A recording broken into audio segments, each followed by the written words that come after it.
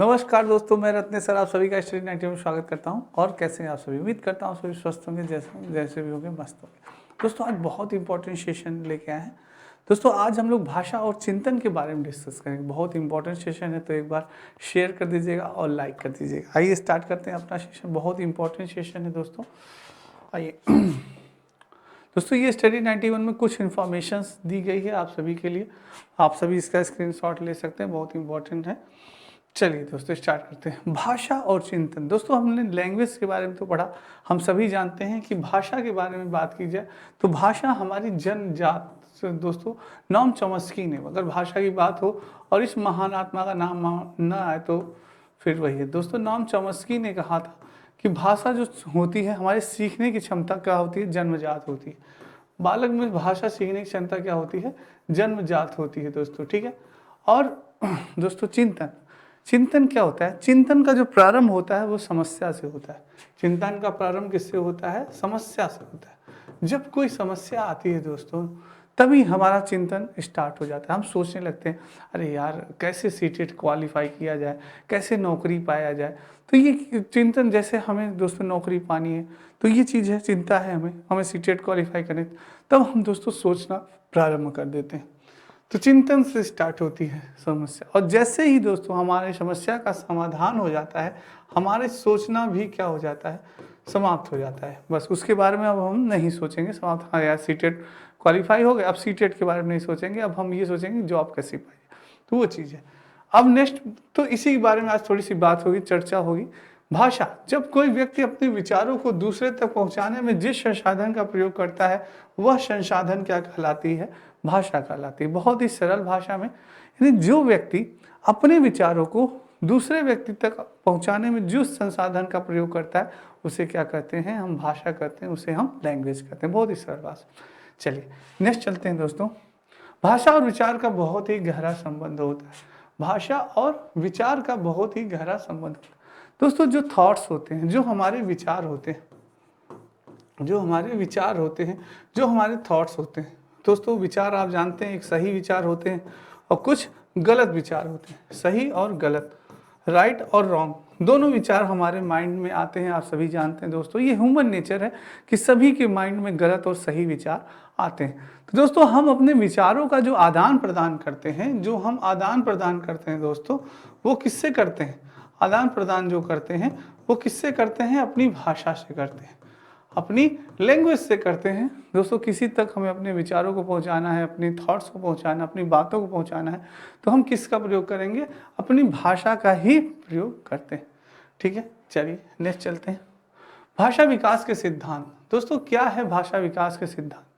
पहला सिद्धांत है परिपक्वता का सिद्धांत। किसका है? परिपक्वता का सिद्धांत, प्रिंसिपल ऑफ द मैच्योरिटी। परिपक्व होना चाहिए दोस्तों। परिपक्वता इन द सेंस मैच्योरिटी। कहते नहीं है कि यार उस बालक के अंदर मैच्योरिटी बहुत ही कम है, यानी वह अभी परिपक्व नहीं हुआ है। क्या उसे बोलना है, क्या उसे नहीं बोलना है, इस चीज के बारे में उसे समझ नहीं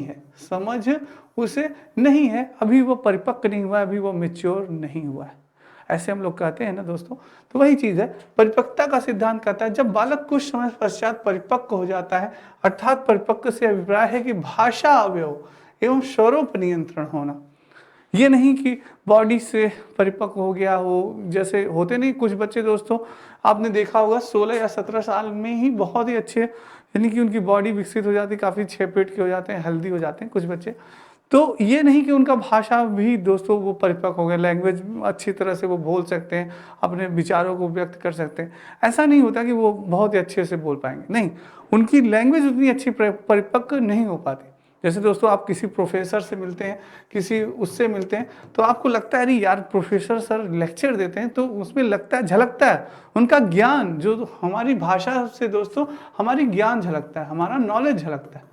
जब हम अपनी भाषा से बोल रहे हैं, किसी भी चीज़ों को बोलते हैं, तो उससे क्या पता चलता है, यार ये बहुत ही ज्ञानी व्यक्ति है, कितना सही बोल रहे हैं, कितनी सही चीज़ों को ये प्रेजेंट कर रहे हैं। तो हमारी भाषा से हमारा ज्ञान दिखता है दोस्तों। तो वही चीज़ है कि तो जब यह ज्ञान नहीं दिखेगा तो हमें पता चल जाएगा कि हाँ ये परिपक्व नहीं है, ये अपरिपक्व है। तो वही चीज़ है, तो बाल भाषा अवयव एवं स्वरों पे जब नियंत्रण हो जाता है तब हमें पता चल जाता है कि हाँ ये एकदम परिपक्व हो चुके हैं, इनकी लैंग्वेज बहुत ही अच्छी है। तो वो चीज़ है, ठीक है दोस्तों। नेक्स्ट चलते हैं, जैसे बोलने में जीभ, गला, तालु, दांत तथा स्वर यंत्र सभी परिपक्व होते हैं, ये भी चीज़ें सभी परिपक्व हो जाती हैं तो भाषा पर अच्छा नियंत्रण होता है। जब आपकी ये भी शारीरिक चीज़ें भी जब सारी चीज़ें परिपक्व हो जाए तब भी आपका भाषा पे अच्छा नियंत्रण होता है, आप अच्छे ढंग से बोल पाते हैं। क्योंकि आप बाल्यावस्था में, जब बाल्यावस्था में आप होते हैं दोस्तों, यानी कि आप छोटे होते हैं, बालक होते हैं, तब ये आपके जीभ, गले, तालु, दांत ये सब आपके बहुत ही अच्छे ढंग से परिपक्व नहीं होते, तो आपको बोलने में क्या होती है, दिक्कत होती है, समस्या होती है। पर जैसे जैसे आपकी उम्र बढ़ती है और जब आपकी उम्र अच्छी हो जाती है, तो 12-13 साल के हो जाते हैं या 15 साल 16 साल, तो आपके स्वर सभी परिपक्व हो जाते हैं। ये सारी चीज़ें आपके जीभ, गला, तालु, दांत क्या हो जाते हैं, परिपक्व हो जाते हैं।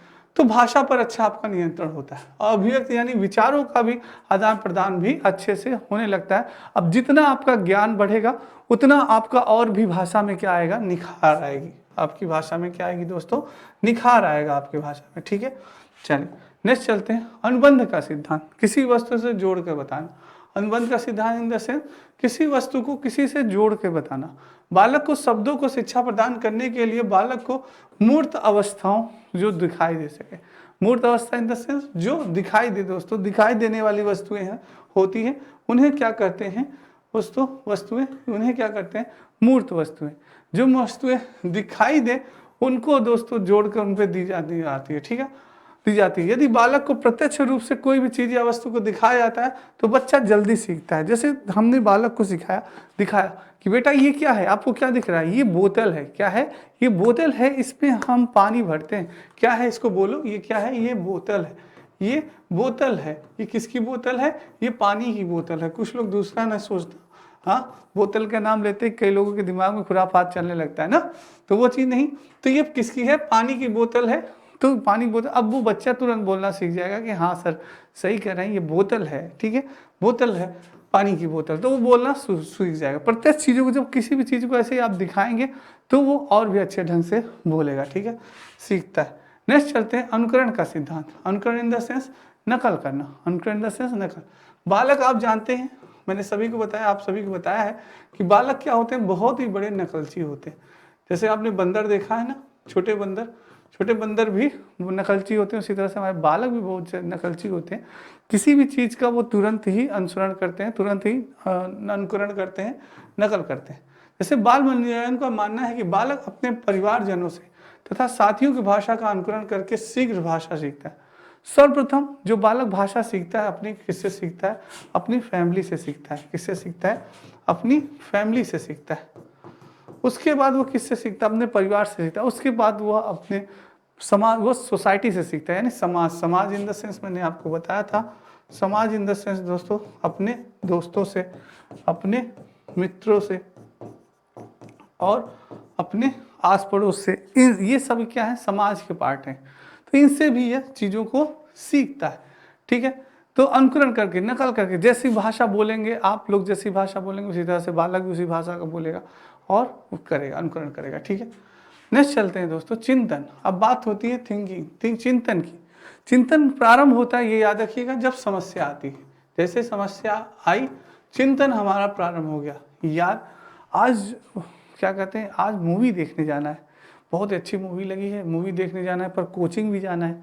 अब कैसे को हम मूवी देखें, तो आपका प्लान बनना स्टार्ट हो गया। आप चिंतन करना सोचे, यार चलेंगे कोचिंग और कोचिंग क्लास ड्रॉप कर देंगे, बता देंगे कोचिंग गए थे, मूवी देख लेंगे। तो ये चीज़ है। और फिर ये चीज़, और किसी भी व्यक्ति को यदि किसी भी समस्या का समाधान करने के लिए जो मन में विचार उत्पन्न होता है, वही विचार क्या कहलाता है, चिंतन कहलाता है। सरल भाषा में, किसी भी समस्या का समाधान करने के लिए जो विचार, जो थॉट्स हमारे अंदर उत्पन्न होते हैं, वो क्या कहलाते हैं, चिंतन कहलाता है। चिंतन का आरंभ किससे होता है, समस्या, प्रॉब्लम से होता है। जैसे ही प्रॉब्लम आई, हमारा चिंतन क्या हो गया, प्रारंभ हो गया, और जैसे समस्या का अंत हुआ, हमारा चिंतन का भी अंत हो गया, चिंता का अंत भी हो गया। तो अंत समस्या समाधान से ही हो जाता है। वही बात कही गई, बहुत इंपॉर्टेंट स्लाइड है, स्क्रीनशॉट ले लीजिएगा सभी बच्चे। चलिए नेक्स्ट चलते हैं दोस्तों। ये स्टडी 91 में आपकी कुछ वो हैं, पुस्तकें हैं, आप सभी देख सकते हैं, ये पुस्तकें बहुत इंपॉर्टेंट है। चलिए दोस्तों नेक्स्ट चलते हैं। अब बात करते हैं चिंतन के प्रकार। थॉट्स, चिंतन कितने प्रकार के होते हैं? तो याद रखिएगा, कॉपी कलम लिए रखिए दोस्तों, लिखते चलिएगा। चिंतन 2 प्रकार के होते हैं। चिंतन कितने प्रकार के होते हैं? 2 प्रकार के होते हैं। 2 टाइप्स होते हैं दोस्तों थॉट्स। एक स्वलीन चिंतन, एक यथार्थवादी चिंतन। क्या होता है? एक स्वलीन चिंतन होता है जो ऑर्टिस्टिक थिंकिंग होती है, ऑर्टिस्टिक थिंकिंग और रियलिस्टिक थिंकिंग। एक स्वलीन चिंतन होता है और यथार्थवादी चिंतन। क्या होता है स्वलीन चिंतन, क्या होता है यथार्थवादी चिंतन, इसके बारे में ये डिस्कस करते हैं, जानते हैं। इसका स्क्रीनशॉट ले लीजिए। कोई भी पूछे चिंतन कितने प्रकार के? 2 प्रकार के, स्वलीन चिंतन, यथार्थवादी चिंतन। चलिए स्टार्ट करते हैं।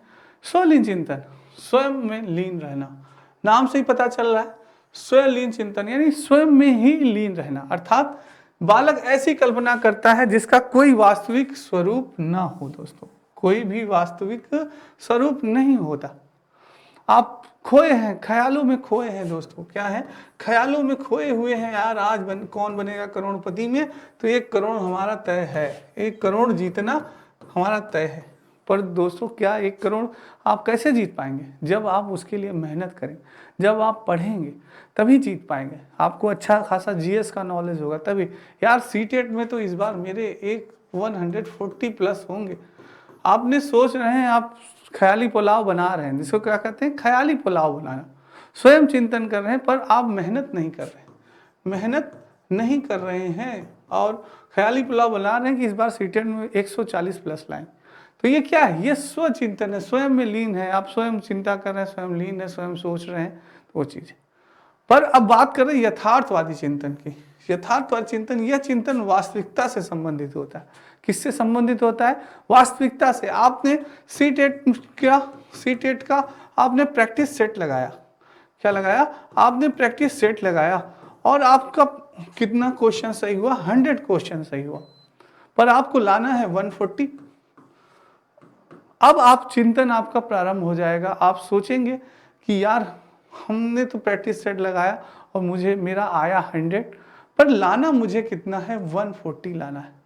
कितना लाना है? 140 लाना है। अब आप सोचना विचारना आपका प्रारंभ हो गया।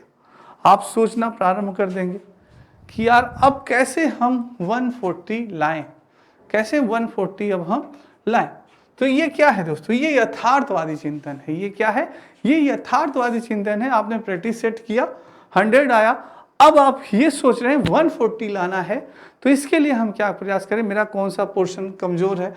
मेरा मैथ वीक है, कि मेरा ईवीएस वीक है, कि मेरा हिंदी वीक है, कि मेरी सीडीपी वीक है। अब आप उस पर क्या करेंगे? मंथन करेंगे। ठीक है, तो वो चीज़ है, ये यथार्थवादी चिंतन है। आप उस पर चिंतन करेंगे, तो ये यथार्थवादी चिंतन है जो वास्तविकता चिंतन होती है दोस्तों। क्लियर हो गया होगा कि स्वलीन चिंतन क्या होता है और यथार्थवादी चिंतन क्या होता है आप सभी को। तो दोस्तों इसको फिर स्क्रीनशॉट ले लीजिएगा आप सभी। चलिए नेक्स्ट चलते हैं। तो जो रियलिस्टिक थिंकिंग होती है वो भी 3 टाइप्स की होती है। जो यथार्थवादी चिंतन होता है दोस्तों, ये आपकी क्या है? यथार्थवादी चिंतन। यथार्थवादी चिंतन, जो यथार्थवादी चिंतन होता है, जो रियलिस्टिक थिंकिंग होती है, ये 3 प्रकार की होती है। इसे कहते हैं अभिसारी चिंतन, कन्वर्जेंट थिंकिंग। इस वेरी इंपॉर्टेंट है। इसी से आपका सीटेट में दोस्तों, इसी से आपके प्रश्न पूछे जाते हैं। अभिसारी चिंतन हो गया, अपसारी चिंतन हो गया और आलोचनात्मक चिंतन, ये दोस्तों आपके होते हैं। ठीक है, अपसारी चिंतन यानी कॉन्वर्जेंट थिंकिंग, अपसारी चिंतन डाइवर्जेंट थिंकिंग और आलोचनात्मक चिंतन क्रिटिकल थिंकिंग। ये आपकी 3 थिंकिंग सोच होती है दोस्तों। ठीक है, अपसारी चिंतन किसकी है? ये यथार्थवादी चिंतन 3 प्रकार के, अभिसारी, अपसारी, आलोचनात्मक चिंतन। आप स्क्रीनशॉट ले सकते हैं दोस्तों, बहुत इंपॉर्टेंट है। अब इस पे 1 बाय 1 डिस्कस होगा। क्या होता है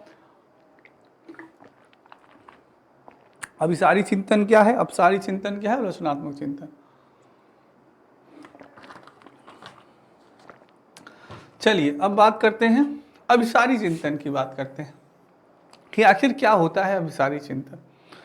तो अभिसारी चिंतन का तात्पर्य है इसमें समस्याएं एक ही बिंदु पर केंद्रित होती हैं और समस्या का मात्र एक ही समाधान होता है। क्या होती है दोस्तों? एक ही समस्या एक ही बिंदु पर आधारित होती है, उसका एक ही समाधान होता है।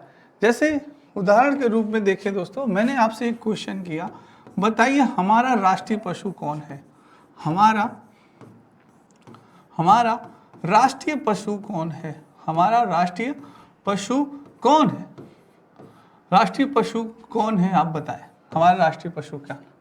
तो आपका सिर्फ एक ही उत्तर आएगा कि हमारे राष्ट्रीय पशु है। आंसर होगा, क्या आंसर होगा कि भाई साहब बाघ हमारा राष्ट्रीय पशु है।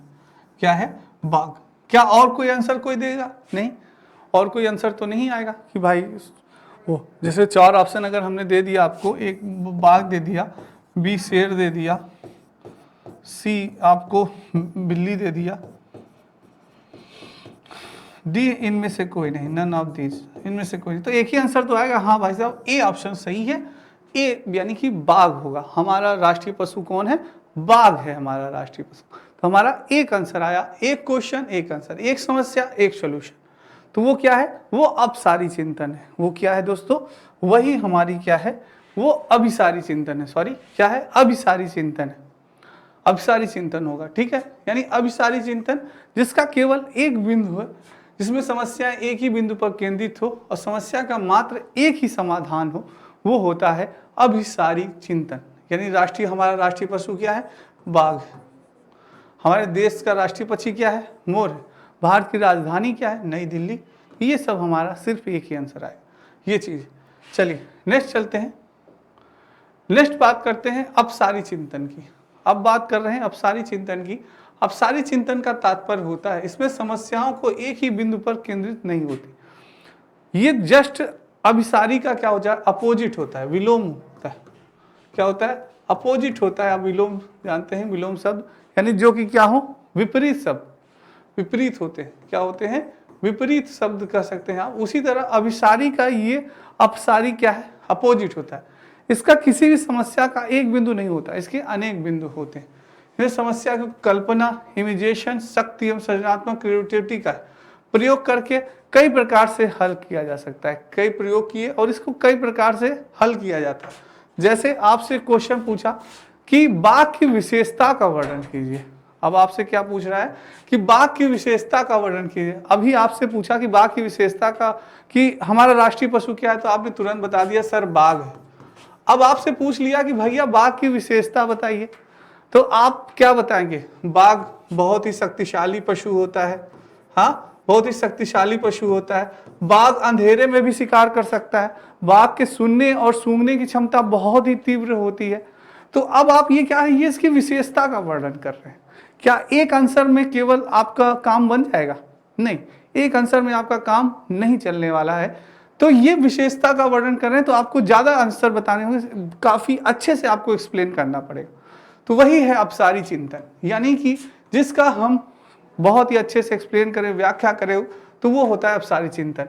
नई दिल्ली की विशेषता का वर्णन करना पड़ेगा, तो इसके द्वारा खोजा हुआ सवाल मुक्त अंत में वाला होता है। ठीक है दोस्तों, चलिए अब आप क्लियर हो गए अभिसारी चिंतन, अपसारी चिंतन क्या होता है, क्लियर हो गए होंगे। अब बात करते हैं आलोचनात्मक चिंतन की। क्या होता है? Critical thinking. आलोचनात्मक चिंतन की बात करें तो आलोचनात्मक चिंतन के अंतर्गत गुण, क्वालिटी और दोष, फॉल्ट्स को देखते हुए किसी भी बात को स्वीकार करना आलोचनात्मक चिंतन कहलाता है। यानी सिर्फ आलोचना हम देख रहे हैं ना, आलोचना कब करते हैं? आलोचना इन द सेंस किसी भी चीज को हमने देखा, किसी भी चीज को हमने देखा, अब हम उसकी क्या करेंगे? आलोचना करेंगे। अभी जैसे आपकी आदि पुरुष मूवी आई है, आदि पुरुष मूवी आपने देखी होगी, तो कुछ लोगों ने उसकी अच्छाई बताई, कुछ लोगों ने उसका दोष बताया कि हाँ बहुत ही अच्छा है, कुछ लोग बता रहे हैं अरे नहीं ये हमारे धर्म से खिलवाड़ है, बहुत ही ड्रेसिंग सही नहीं है।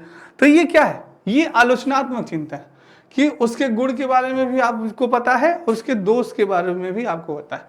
अंतर्गत गुण और दोष को देखते हुए किसी बात को स्वीकार करना।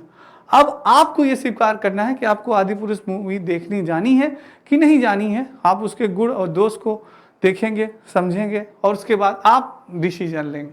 तो वो क्या कहलाता है? आलोचनात्मक चिंतन कहलाता है दोस्तों। ठीक है, तो ये क्या है, आलोचनात्मक चिंतन वह कहलाता है। तो ये आपके लिए बहुत इंपॉर्टेंट है। तो ये अब आप क्लियर हो गए होंगे क्या होता है। एक बार चीज़ों को थोड़ा सा रिवाइज कर लीजिए, बहुत इंपॉर्टेंट है दोस्तों कि कौन से चिंतन के प्रकार। पहले चिंतन का प्रकार कितने होते हैं, चिंतन 2 प्रकार के होते हैं।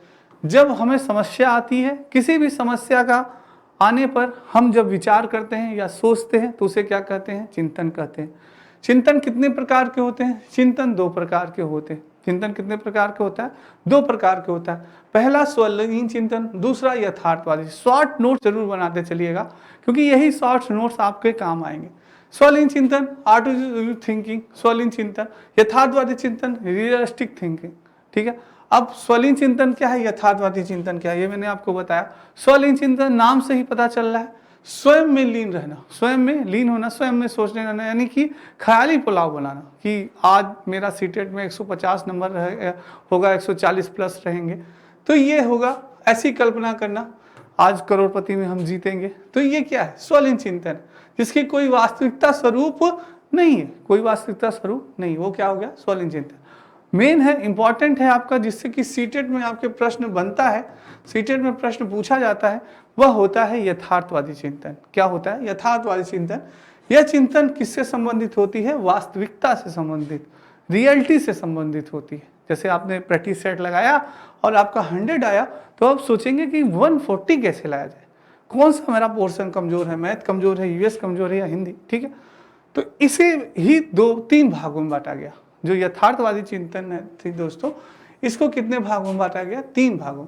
पूछा जाता है यथार्थवादी चिंतन के कितने स्तर होते हैं, 3 स्तर होते हैं, या 3 कितने प्रकार के होते हैं, तो 3 प्रकार के होते हैं। याद रखिएगा, यथार्थवादी चिंतन, चिंतन 2 प्रकार के, यथार्थवादी चिंतन 3 प्रकार के। पहला चिंतन अपसारी चिंतन, कॉन्वर्जेंट थिंकिंग, अपसारी चिंतन, डाइवर्जेंट थिंकिंग, आलोचनात्मक चिंतन, क्रिटिकल थिंकिंग। ठीक है, तो कन्वर्जेंट थिंकिंग, डाइवर्जेंट थिंकिंग और क्रिटिकल थिंकिंग, ये 3 प्रकार की आपकी वो होती है दोस्तों। ठीक है, चलिए अब बात करते हैं अपसारी चिंतन, अभिसारी चिंतन, जिसमें कि तात्पर्य इसमें समस्या एक ही बिंदु पर, समस्या एक ही बिंदु पर और इसका समाधान भी एक ही होगा। समस्या भी एक बिंदु पर और समाधान भी एक ही होता है।